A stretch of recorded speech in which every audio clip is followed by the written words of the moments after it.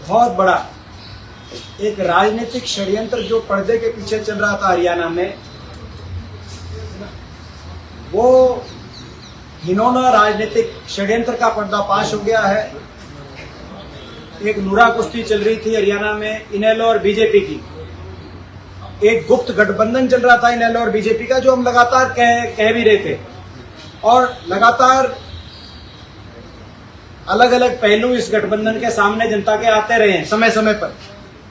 लेकिन जो कल बात आई, उसके बाद जो कल सिरसा के पूर्व विधायक गोपाल कांडा का बयान आया, उसके बाद सारी बात जनता के सामने आ गई है।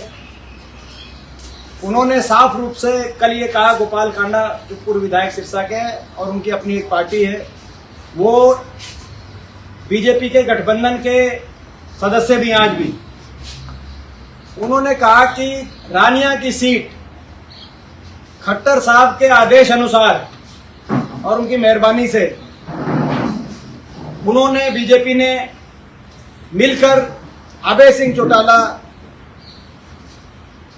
के लड़के को रानिया की सीट, इनेलो के उम्मीदवार को जिताने का काम किया।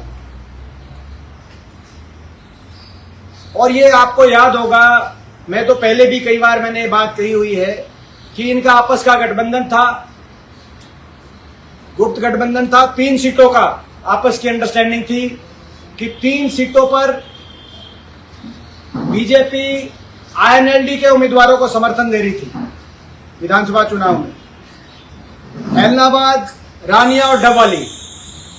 और बाकी सीटों पर इनेलो बीजेपी के उम्मीदवार के सुविधा अनुसार अपने उम्मीदवार उतार रहे थे, जो कांग्रेस की और विपक्ष की वोट में जो उम्मीदवार सेंध मारकर और बीजेपी के उम्मीदवारों की मदद करें, उस रूप से इनेलो बीजेपी की मदद कर रही थी बाकी पूरे प्रदेश में।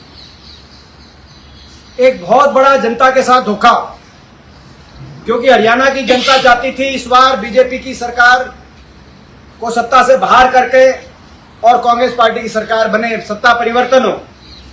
एक बहुत बड़ा हरियाणा की जनता के साथ धोखा, एक बहुत बड़ा 750 शहीद किसान परिवारों के साथ धोखा, एक बहुत बड़ा किसान मजदूर हरियाणा के नौजवान के साथ धोखा।